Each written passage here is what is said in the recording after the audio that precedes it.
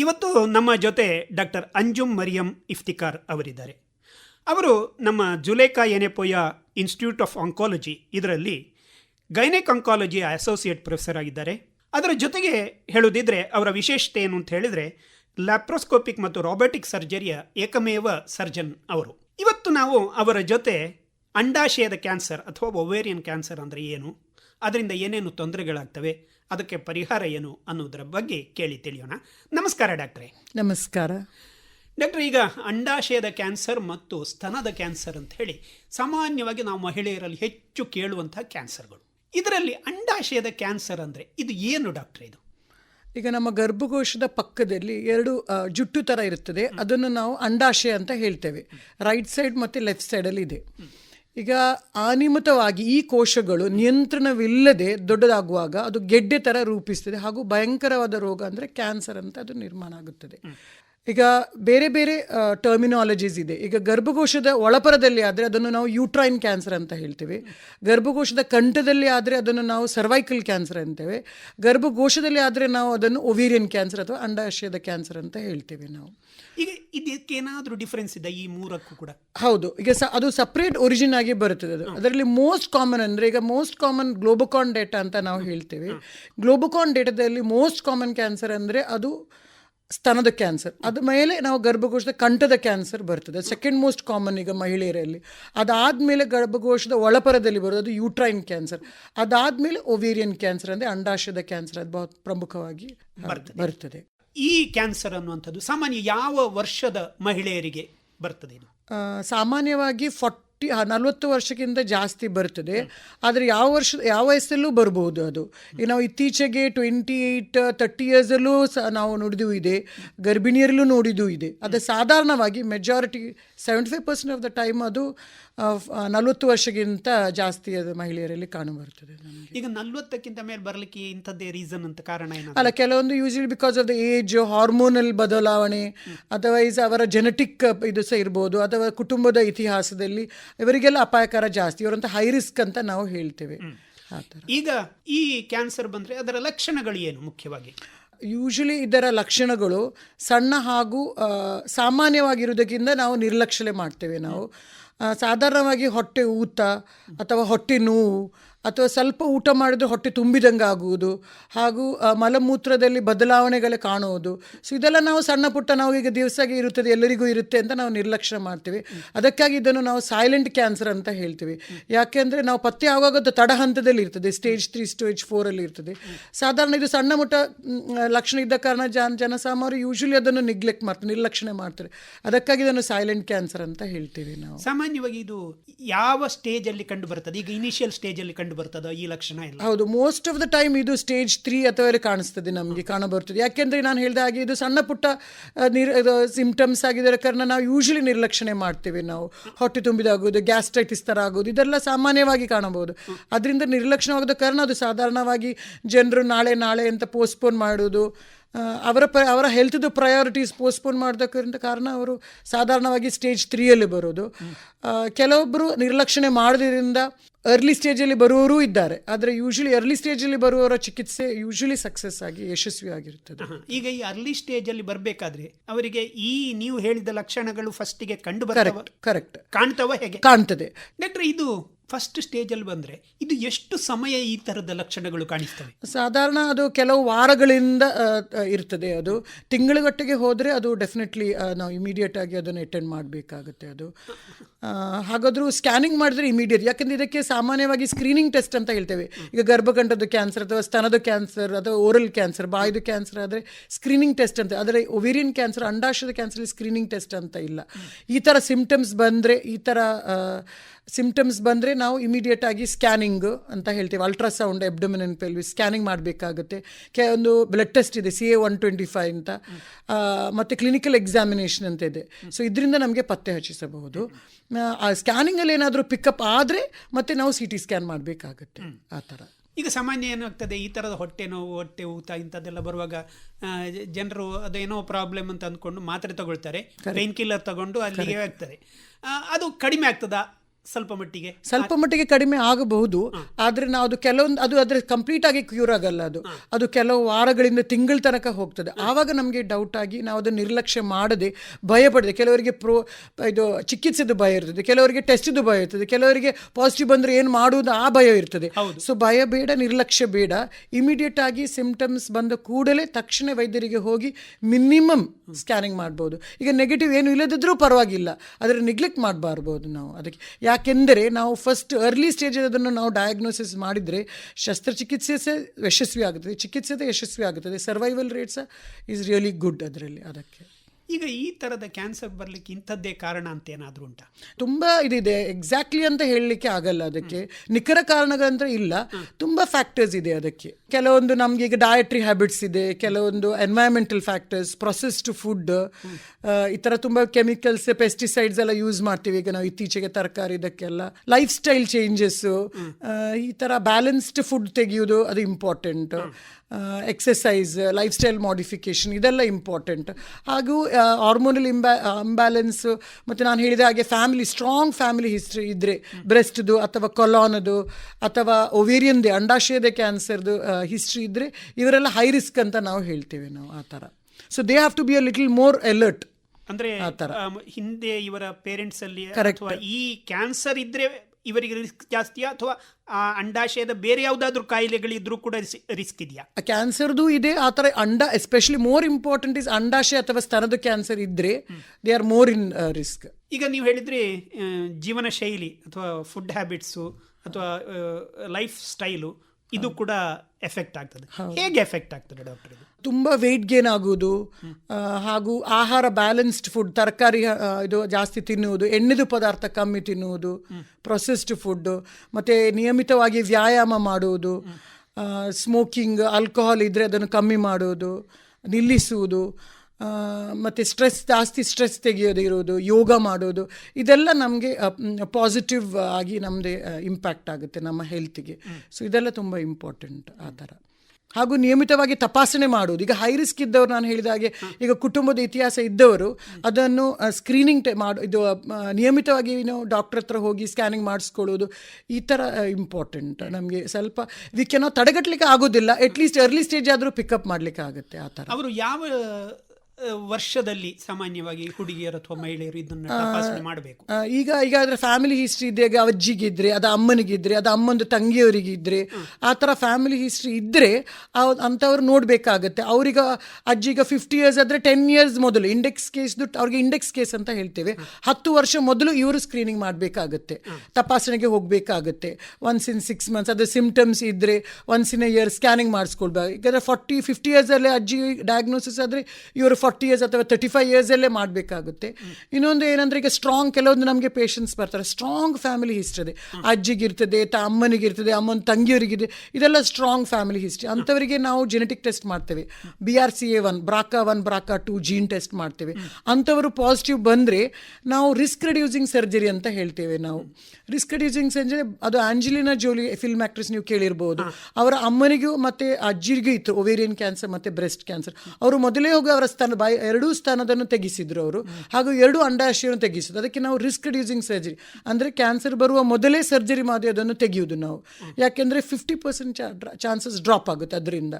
ಈಗ ನನಗೆ ಈಗ ಪೇಷಂಟ್ ಬಂದರೆ ಸ್ಟ್ರಾಂಗ್ ಫ್ಯಾಮಿಲಿ ಹಿಸ್ಟ್ರಿ ಇದ್ದರೆ ನಾನು ಅವರಿಗೆ ಅಡ್ವೈಸ್ ಮಾಡೋದು ಏನಂದರೆ, ಅವರು 35-40 years ಆಗುವಾಗ ಈಗ ಕೀಹೋಲ್ ಸರ್ಜರಿ ಅಂತ ಹೇಳ್ತೇವೆ, ಲ್ಯಾಪ್ರೋಸ್ಕೋಪಿ ಅಥವಾ ರಾಬೋಟಿಕ್ ಸರ್ಜರಿ, ಅದನ್ನು ಮಾಡಿ 3 ದಿವಸ ಅಡ್ಮಿಷನ್ ಬೇಕಾಗುತ್ತೆ. ಇಮಿಡಿಯೇಟ್ಲಿ 1 weekಲ್ಲಿ ಅವರಿಗೆ ಕೆಲಸಕ್ಕೆ, ಈಗ ಎಲ್ಲರೂ ಕೆಲಸ ಮಾಡ್ತಾರೆ, nobody wants to take leave, ಮಕ್ಕಳದು ಕೆಲಸ ಇರ್ತದೆ ಮನೆಯಲ್ಲಿ, as a women multiple roles ಇರ್ತದೆ. So you cannot expect them to come and stay in the hospital weeks together.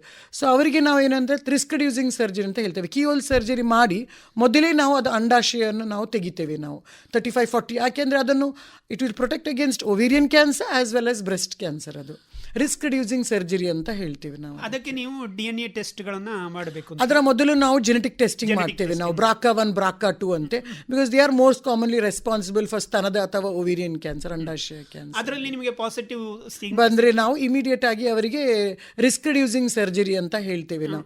Risk reducing ಸಾಲ್ಫಿಂಜೋ ಊಫರೆಕ್ಟಮಿ, risk reducing ಊಫರೆಕ್ಟಮಿ ಅಂತ ಹೇಳ್ತೇವೆ. ಅದನ್ನು ಮಾಡುವುದು ಒಳ್ಳೆಯದು. ಕರೆಕ್ಟ್, ಒಳ್ಳೆಯದು ಅಂತ ಆ ಥರ. ಒಂದು ವೇಳೆ ಮಾಡದಿದ್ರೆ ಮುಂದೆ ಬರುವಂತ ಪರವಾಗಿಲ್ಲ, ಚಾನ್ಸಸ್ ಇರುತ್ತದೆ, but you can drop down that because ಇಷ್ಟು ಸ್ಟ್ರಾಂಗ್ ಫ್ಯಾಮಿಲಿ ಹಿಸ್ಟ್ರಿ ಇದೆ, ಪ್ಲಸ್ ಜೆನೆಟಿಕ್ ಟೆಸ್ಟಿಂಗ್ ಪಾಸಿಟಿವ್ ಇದೆ. So it is ideally to do this testing. ಯಾಕೆಂದರೆ ಮೊದಲ ಥರ ಅಲ್ಲ, ಈಗ ನಮಗೆ ತುಂಬ ಡಯಾಗ್ನೋಸಿಸ್ ಎರ್ಲಿ ಮಾಡಲಿಕ್ಕೆ ಆಗ್ತದೆ. ಕೆಲವೊಂದು ಟೆಸ್ಟ್ ಇದೆ, ಕೆಲವೊಂದು ಅರಿವು ಇದೆ, ಕೆಲವೊಂದು ಲಾಟ್ ಆಫ್ ಪ್ರೋಗ್ರಾಮ್ಸ್ ಇದೆ, ಅವೇರ್ನೆಸ್ ಪ್ರೋಗ್ರಾಮ್ಸ್ ಎಲ್ಲ ಇದೆ ನಮಗೆ. ಸೊ ಲಾಟ್ ಆಫ್ ಈಗ ಇಂಟರ್ನೆಟ್ಟಲ್ಲಿ ಗೂಗಲ್ ಮಾಡಿದರೆ ತುಂಬ ಇನ್ಫಾರ್ಮೇಷನ್ ನಮಗೆ ಸಿಗ್ತದೆ. ಸೊ ಈಗ ಅವೇರ್ನೆಸ್ ಜಾಸ್ತಿ ಇದೆ. So making use of it, taking use of the opportunity and facilities are available in ಮಂಗಳೂರಲ್ಲಿ. ಮೊದಲಾದರೆ ನಮಗೆ ಬಾಂಬೆಗೆ ಹೋಗಬೇಕು, ಬೆಂಗಳೂರಿಗೆ ಹೋಗಬೇಕು, 3 ಟೈರ್ ಸಿಟೀಸ್ಗೆ ಹೋಗಿ. ಈಗ ಹಾಗೆ ಅಲ್ಲ, ಮಂಗಳೂರಲ್ಲಿ everything is available, right from diagnosis, from the preventive aspect till the palliative aspect, everything is available in Mangalore ನಮಗೆ ಈಗ. So I think you should make use of that opportunity ಅಂತ ಹೇಳ್ಕೊಳ್ತೇನೆ ನಾನು. ನೀವು ಹೇಳಿದರೆ ಕೆಲವು ರಿಸ್ಕ್ ಫ್ಯಾಕ್ಟರ್ಗಳು ಇದ್ದಾವೆ ಅಂಥೇಳಿ, ಈ ಥರದ ಅವರಿಗೆ ಇಂಥ ಸಿಂಪ್ಟಮ್ಸ್ ಕಾಣ್ತದೆ ಅಂತಲೂ ಹೇಳಿದ್ರಿ. ಹೌದು. ಈ ಸಿಂಪ್ಟಮ್ಸ್ ಕಂಡ್ರೆ ನಿಮ್ಮಲ್ಲಿಗೆ ಅವರು ಇಮಿಡಿಯೇಟ್ ಬರಬೇಕು. ಬಂದಾಗ ನೀವು ಮಾಡುವಂತಹ ಮುಖ್ಯವಾದಂಥ ಟೆಸ್ಟ್ಗಳೇನು? ಹೌದು, ಫಸ್ಟ್ ನಾವು ಹಿಸ್ಟ್ರಿ ತೆಗಿತೇವೆ, ಯಾವುದೆಲ್ಲ ಸಿಂಪ್ಟಮ್ಸ್ ಇದೆ ಅಂತ, because that will point out ನಮಗೆ, ಈ ಥರ ಕ್ಲೂ ಕೊಡ್ತದೆ ಇದು ಆಗಿರಬಹುದು ಅಂತ ಹೇಳಿ.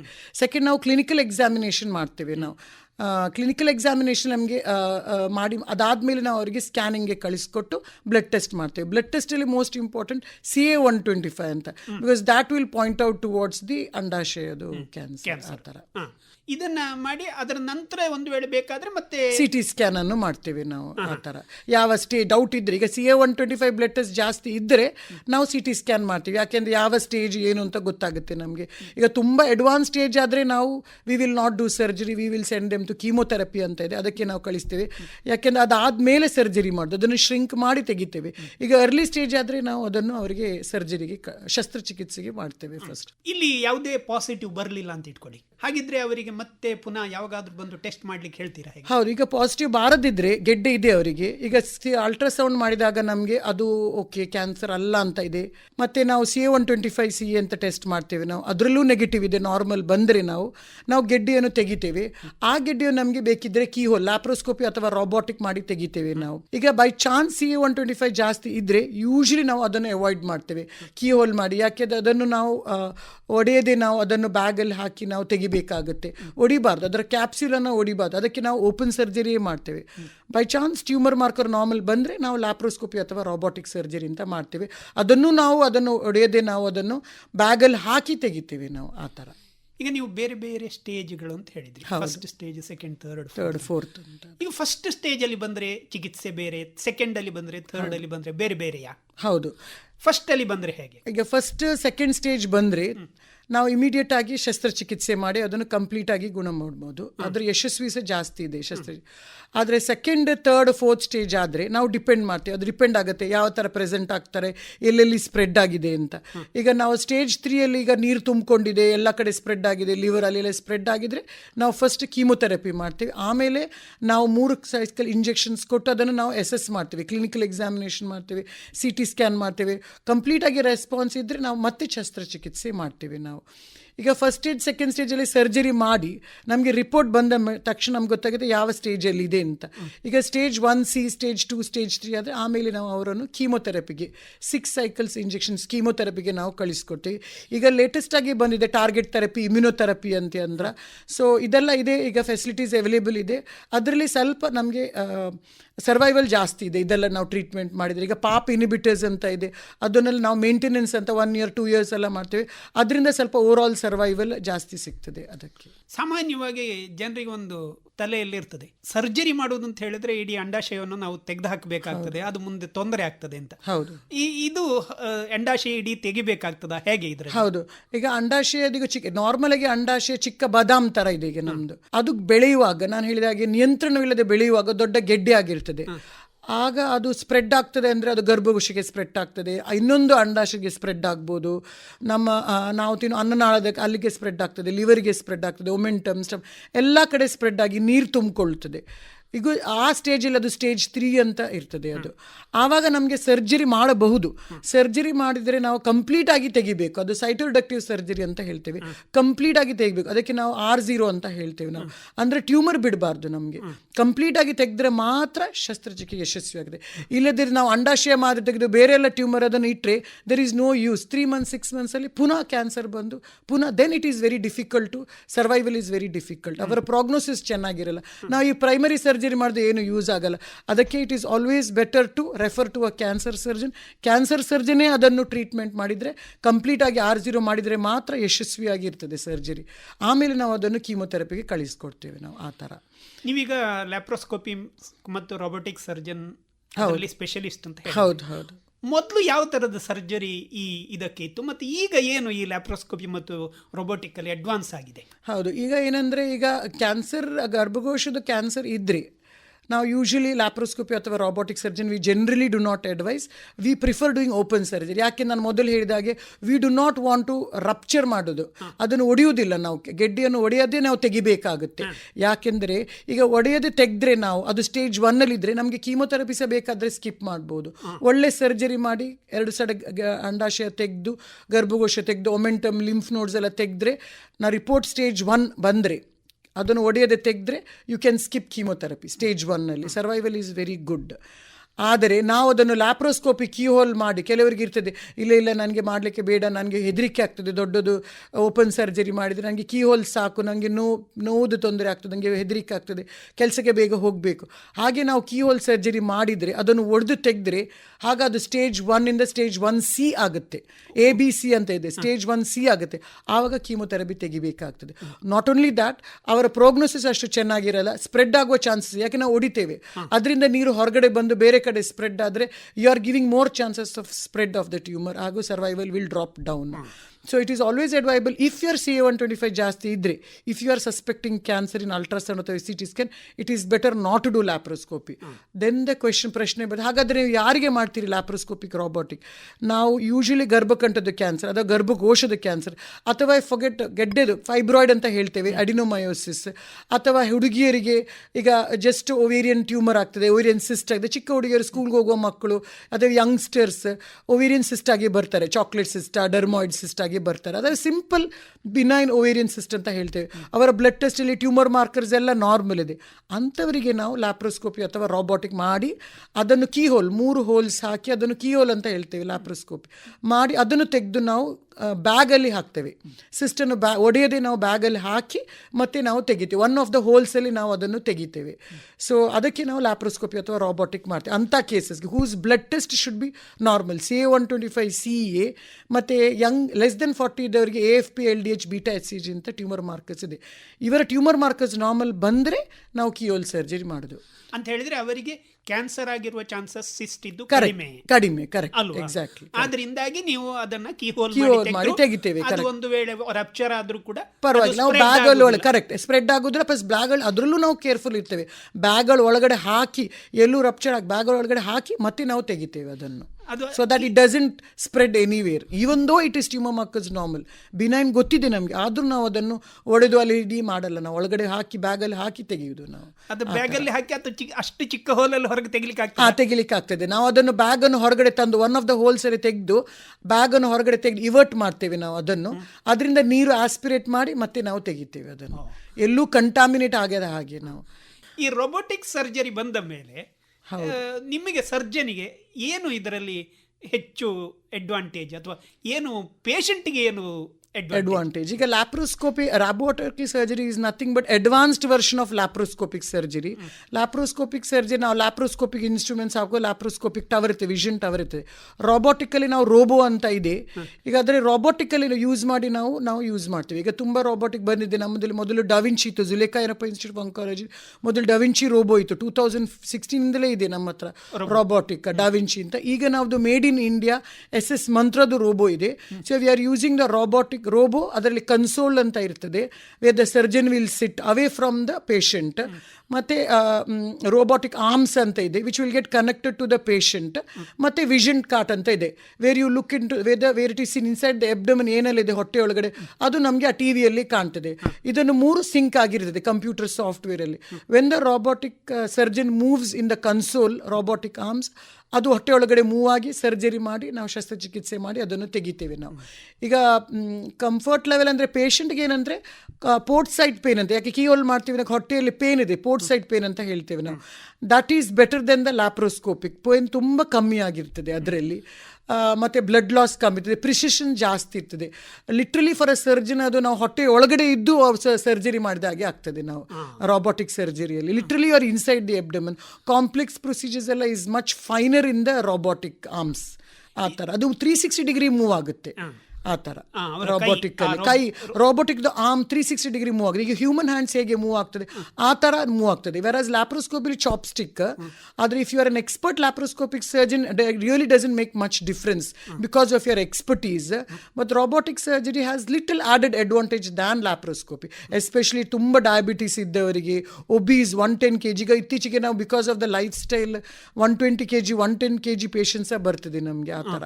So in that cases robotics surgery has added advantage ಆ ಥರ. But we do use robotic surgery in case of ಗರ್ಭಕೋಶದ ಕ್ಯಾನ್ಸರ್, ಗರ್ಭಗಂಠದ ಕ್ಯಾನ್ಸರ್ಗೆಲ್ಲ ನಾವು ಯೂಸ್ ಮಾಡ್ತೇವೆ. I am only talking about ಅಂಡಾಶಯದ ಕ್ಯಾನ್ಸರ್ ಮಾತ್ರ ನಾವು ಕಿಯೋಲಲ್ಲಿ ಮಾಡಲ್ಲ. But in case of endometrium ಅಂದರೆ ಗರ್ಭಕೋಶದ ಕ್ಯಾನ್ಸರ್, ಗರ್ಭಕಟ್ಟದ cancer, we do in case of correct. ತುಂಬ ಯೂರೋಲಾಜಿಕಲ್ ಕ್ಯಾನ್ಸರ್ಸ್, ಥೈರಾಯ್ಡ್ ಕ್ಯಾನ್ಸರ್ಸ್ ಸಹ ಮಾಡ್ತೇವೆ ನಾವು ರೋಬೋಟಿಕ್ ಸರ್ಜರಿ ಆಗಿ ಆ ಥರ. ಈಗ ಮುಖ್ಯವಾಗಿ ಈ ಥರದ ಬೇರೆ ಬೇರೆ ಸ್ಟೇಜ್ಗಳಲ್ಲಿ ಇರುವಾಗ ಈ ಕ್ಯಾನ್ಸರ್, ಅದರ ಸರ್ವೈವಲ್ ಅಥವಾ ಅವರು ಸುಖವಾಗಿ ಜೀವನ ಮಾಡುವಂಥ ಅವಕಾಶಗಳು ಹೇಗೆ? ಮೋಸ್ಟ್ ಆಫ್ ದ ಕ್ಯಾನ್ಸರ್ ಹೇಳಿಕ್ಕೋದೆ, ನಾನು ಜನರಲೈಸ್ ಮಾಡಿದರೆ ಅರ್ಲಿ ಸ್ಟೇಜ್ ಬಂದರೆ ಶಸ್ತ್ರಚಿಕಿತ್ಸೆ ಮಾಡ್ಬೋದು. ಅವರ ರೆಸ್ಪಾನ್ಸ್ ಚೆನ್ನಾಗಿರುತ್ತೆ, ಚಿಕಿತ್ಸೆ ಯಶಸ್ವಿಯಾಗುತ್ತೆ, ಅವರಿಗೆ ಮರಳಿ ಹೋಗ್ಬೋದು, ಅವರ ನಾರ್ಮಲ್ ಲೈಫ್ ಸ್ಟೈಲ್ಗೆ ಮರಳಿ ಹೋಗ್ಬೋದು ಅವರಿಗೆ. ಓನ್ಲಿ ಥಿಂಗ್ ಇಸ್ ದಟ್ ನಿಯಮಿತವಾಗಿ ಚೆಕಪ್ಸ್ ಮಾಡ್ತಾ ಇರಬೇಕು, ಫಾಲೋಅಪ್ ಮಾಡ್ತಾ ಇರಬೇಕು. ಲೈಕ್ ಒನ್ಸ್ ಇನ್ 3 months ಹೋಗೋದು ಫಸ್ಟ್ 2 yearsಗೆ, ಆಮೇಲೆ ಒನ್ಸ್ ಇನ್ 6 months ಹೋಗೋದು. ಹಾಗೆ ನಿಯಮಿತವಾಗಿ ತಪಾಸಣೆ ಮಾಡಿದರೆ if it is in the early stage ಅವರ ಚಿಕಿತ್ಸೆ ಸಹ ಯಶಸ್ವಿ ಆಗ್ತದೆ. They can go back to their normal ಇದು. ಈಗ ಒಂದ್ಸಲ ಶಸ್ತ್ರಚಿಕಿತ್ಸೆ ಎಲ್ಲ ಮಾಡಿದ ಮೇಲೆ ಫಾಲೋ ಅಪ್ ಆ್ಯಕ್ಷನ್ ಹೇಗೆ? ಅವರು ಒನ್ಸ್ ಇನ್ 3 months ಅವರಿಗೆ ಡಾಕ್ಟರ್ ಶಸ್ತ್ರಚಿಕಿತ್ಸೆ ಮಾಡಿದ ಮೇಲೆ ಅವರು ಡಾಕ್ಟರ್ ಹೇಳ್ತಾರೆ ಅವರಿಗೆ once in 3 months follow up ಮಾಡಬೇಕಾಗತ್ತೆ. ಕೆಲವೊಂದು ಅಲ್ಟ್ರಾಸೌಂಡ್ ಹಾಗಾದರೂ ಬ್ಲಡ್ ಟೆಸ್ಟ್ ಮಾಡಿ ಫಾಲೋ ಅಪ್ ಮಾಡಿ, ಸ್ಟ್ರಿಕ್ಟ್ ಫಾಲೋ ಅಪ್, ಅದನ್ನು ಸ್ಕಿಪ್ ಮಾಡದೆ ಮಾಡಬೇಕಾಗತ್ತೆ. ಇದಾದ ಮೇಲೆ ಇಂಥದ್ದೆಲ್ಲ ಮಾಡಬಾರ್ದು, ಇಂಥದ್ದೆಲ್ಲ ತಿನ್ನಬಾರ್ದು, ಇಂಥದ್ದೆಲ್ಲ ನಿಮ್ಮ ಆಕ್ಟಿವಿಟೀಸ್ ಮಾಡಬಾರ್ದು ಅಂತ ಏನಾದರೂ ಉಂಟಾ? ಹೌದೌದು, ರೆಗ್ಯುಲರ್ ಆಗಿ ವ್ಯಾಯಾಮ ಮಾಡುವುದು, ಯೋಗ ಹಾಗೂ ಆಹಾರ ಬ್ಯಾಲೆನ್ಸ್ಡ್ ಫುಡ್ ತೆಗೆಯುವುದು, ಎಣ್ಣೆದು ಫುಡ್ ಅವಾಯ್ಡ್ ಮಾಡೋದು, ಪ್ರೊಸೆಸ್ಡ್ ಫುಡ್ ಇದೆಲ್ಲ ಅವಾಯ್ಡ್ ಮಾಡಬೇಕಾಗತ್ತೆ. ಮತ್ತು ರೆಗ್ಯುಲರ್ ಫಾಲೋಅಪ್ ಮಾಡಬೇಕಾಗತ್ತೆ. ಏನಾದರೂ ಸಿಂಪ್ಟಮ್ಸ್ ಬಂದರೆ ಇಮಿಡಿಯೇಟಾಗಿ ನಿರ್ಲಕ್ಷಣೆ ಮಾಡದೆ ನಾವು ವೈದ್ಯಕ್ಕೆ ಕೂಡಲೇ ಹೋಗಬೇಕಾಗತ್ತೆ ಆ ಥರ. ಒವೇರಿಯನ್ ಕ್ಯಾನ್ಸರ್ ಬಗ್ಗೆ ಜನರಲ್ಲಿ ಯಾವ ರೀತಿಯಲ್ಲಿ ಒಂದು ಅದರ ಬಗ್ಗೆ ಅಭಿಪ್ರಾಯ, ನಾಲೆಡ್ಜು ಇದೆ ಜನರಲ್ಲಿ? ಜನರಲ್ ಆಗಿ because of the first of all awareness ಇಲ್ಲ, most of the time awareness ಇಲ್ಲ ಈ ಥರ ಸಿಂಪ್ಟಮ್ಸ್ ಬರಬಹುದು ಅಂತ. ಇನ್ ಕೇಸ್ ಇದ್ದರೂ ಕೆಲವರು ಏನು ಮಾಡ್ತಾರೆ ಅಂದರೆ ಸಣ್ಣ ಪುಟ್ಟ ಗ್ಯಾಸ್ಟ್ರೈಟಿಸ್, ಹೊಟ್ಟೆ ನೋವು, ಹೊಟ್ಟೆ ಇದು ಸಣ್ಣ ಪುಟ್ಟ ಸಾಮಾನ್ಯವಾದ ಲಕ್ಷಣ ಇದ್ದ ಕಾರಣ ಕೆಲವೊಂದು ನಿರ್ಲಕ್ಷ್ಯ ಮಾಡ್ತಾರೆ, ಕೆಲವರಿಗೆ ಭಯವಿರ್ತದೆ. ಸೊ ಇದೆಲ್ಲ ನಾವು ಸಿಂಪ್ಟಮ್ಸನ್ನು ನಾವು ನಿರ್ಲಕ್ಷ್ಯತೆ ಮಾಡದೆ, ಭಯ ಇರದೆ ಇಮಿಡಿಯೇಟ್ ಆಗಿ ಡಾಕ್ಟರ್ ಹತ್ರ, ವೈದ್ಯಕೀಯ ಹತ್ರ ಹೋಗಬೇಕಾಗತ್ತೆ ಆ ಥರ. ಇದು ಪೇಟೆಯಲ್ಲಿ ಮತ್ತು ಹಳ್ಳಿಯಲ್ಲಿ ಇದರ ಬಗ್ಗಿನ ನಾಲೆಜ್ ಹೆಚ್ಚು ಕಮ್ಮಿ ಅಂತ ಏನಾದರೂ ಉಂಟಾ? ಗ್ರಾಮೀಣ ಪ್ರದೇಶದವರಿಗೆ ಇದರ ಬಗ್ಗೆ ಹೆಚ್ಚಿನ ತಿಳುವಳಿಕೆಗಳು ಉಂಟಾ, ಅಥವಾ ಅದನ್ನು ತಿಳಿಸುವಂಥ ಪ್ರಯತ್ನ ಡಾಕ್ಟರ್ಗಳ ಕಡೆಯಿಂದ ಅಥವಾ ಇನ್ಸ್ಟಿಟ್ಯೂಟ್ಗಳ ಕಡೆಯಿಂದ ಆಗಿದೆಯಾ, ಹೇಗೆ? ಹೌದು, ಇದು ಫಸ್ಟ್ ಏನಂದರೆ ಇದು ನನ್ನ ಅಬ್ಸರ್ವೇಷನ್ ಪ್ರಕಾರ ಗ್ರಾಮೀಣ ಪ್ರದೇಶದಲ್ಲಿ ಇದರ ಅರಿವು ತುಂಬ ಕಡಿಮೆ. ಸೊ ಅವೇರ್ನೆಸ್ ಪ್ರೋಗ್ರಾಮ್ಸ್, ಈಗ ಶಾಲಾ ಮಾಧ್ಯಮದಲ್ಲಿ ಅವೇರ್ನೆಸ್ ಪ್ರೋಗ್ರಾಮ್ಸ್ ಮಾಡೋದು, ಸೋಷಿಯಲ್ ಮೀಡಿಯಾದಲ್ಲಿ ಆಕಾಶವಾಣಿ ಅದು ಟೀಪ್ರು ಪ್ರೋಗ್ರಾಮ್ಸ್, ವಾಟ್ಸ್ಯಾಪ್ ಗ್ರೂಪ್ಸ್, ಈ ಥರ ನಾವು ಅವೇರ್ನೆಸ್ ಪ್ರೋಗ್ರಾಮ್ಸ್ ಹೆಚ್ಚು ಮಾಡಿದೆ ಅಥವಾ ಜನರಿಗೆ ಅದು ಅರಿವು ಇರುತ್ತದೆ. ಇಮಿಡಿಯೇಟ್ ಆಗಿ ಸಿಂಪ್ಟಮ್ಸನ್ನು ನಿರ್ಲಕ್ಷಣೆ ಮಾಡಿದೆ ಇಮಿಡಿಯೇಟ್ಲಿ ವೈದ್ಯಕೀಯರಿಗೆ ಹೋಗಬೇಕು, ಈ ಥರ ಅವೇರ್ನೆಸ್ ಪ್ರೋಗ್ರಾಮ್ಸ್ ಮೂಡಿದ್ದಾರೆ. ಮತ್ತು ಕ್ಯಾಂಪ್ ಪ್ರೋಗ್ರಾಮ್ಸ್, ಈಗ ನಮ್ಮ ಜುಲೇಖಾ ಏನಪ್ಪ ಇನ್ಸ್ಟಿಟ್ಯೂಟ್ ಆಫ್ ಆಂಕಾಲಜಿಯಿಂದ ನಾವು ತುಂಬ ಇಯರ್ಸ್ ಆಯಿತು, ಆಲ್ಮೋಸ್ಟ್ 10 years ಆಯಿತು ನಾವು ಗ್ರಾಮೀಣ ಪ್ರದೇಶದಲ್ಲಿ ನಾವು ಹೋಗಿ ಅವೇರ್ನೆಸ್ ಪ್ರೋಗ್ರಾಮ್ಸ್ ಮಾಡ್ತೇವೆ ಹಾಗೂ ಸ್ಕ್ರೀನಿಂಗ್ ಪ್ರೋಗ್ರಾಮ್ಸ್ ಮಾಡ್ತೇವೆ. ಸೊ ಈ ಥರ ಪ್ರೋಗ್ರಾಮ್ಸಲ್ಲಿ ನಮಗೆ ಜಾಸ್ತಿ ಜನರಿಗೆ ರೀಚ್ ಆಗಬಾರ್ದು ಹಾಗೂ ಇಮಿಡಿಯೇಟ್ ಆಗಿ ರಿಪೋರ್ಟ್ ಮಾಡಲಿಕ್ಕೆ ಇದು ಮಾಡ್ತಾರೆ. ಅದು ಅಲ್ಲಿ ಏನೇನು ಕಾರ್ಯಕ್ರಮ ಮಾಡ್ತೀರಿ ನೀವು ಗ್ರಾಮೀಣ? ನಾವು ಈಗ ನಮಗೆ ಮೊಬೈಲ್ ಬಸ್ ಅಂತ ಇದೆ, ನಮ್ಮ ಹತ್ರ ರೋಟರಿ ಕ್ಲಬ್ ಅವರು ಡೊನೇಟ್ ಮಾಡಿದ್ದು ನಮಗೆ ಮೊಬೈಲ್ ಬಸ್ ಇದೆ, ಡೋರ್ ಟು ಡೋರ್ ಸರ್ವಿಸ್ ಥರ ಅದು. ಸೊ ಇಲ್ಲಿ ಏನಂದರೆ ನಾವು ಬಸ್ಸನ್ನು ತೆಕ್ಕೊಂಡು ಹೋಗ್ತೇವೆ, ನಾವು ಅಲ್ಲಿ ಕ್ಯಾಂಪ್ಸ್ ಕಂಡಕ್ಟ್ ಮಾಡ್ತೇವೆ. ಕೆಲವೊಂದು ಪಂಚಾಯತ್ಗಳು ನಮ್ಮನ್ನು ಅಪ್ರೋಚ್ ಮಾಡ್ತೇವೆ ಜುಲೇಖಾ ಏನಪ್ಪದಲ್ಲಿ. ಸೊ ಇದರದ್ದು ಮೇನ್ ಹೆಡ್ ನಮ್ಮದು CEO doctor Vijay Kumar sir ಅವರು. ಸೊ ಇಲ್ಲಿ ಅದರದ್ದು director of outreach activities doctor Ashwini Shetty ಅಂತ. ಸೊ ಇವರನ್ನು ಕಾಂಟ್ಯಾಕ್ಟ್ ಮಾಡಿ ನಾವು ಒಂದು ಕ್ಯಾಂಪ್ ಆರ್ಗನೈಸ್ ಮಾಡ್ತೇವೆ.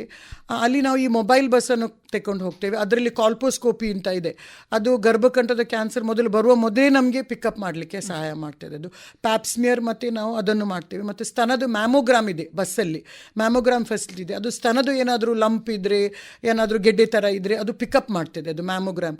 ಸೊ ಅದು ಇದೆ, ಕಾಲ್ಪೋಸ್ಕೋಪಿ ಇದೆ, ಪ್ಯಾಪ್ಸ್ಮಿಯರ್ ಇದೆ. ಹಾಗೂ ನಾವು ಕ್ಲಿನಿಕಲ್ ಎಕ್ಸಾಮಿನೇಷನ್ ತಪಾಸಣೆ ಮಾಡ್ತೇವೆ, ಸಿಮ್ಟಮ್ಸ್ ಕೇಳ್ತೀವಿ ನಾವು.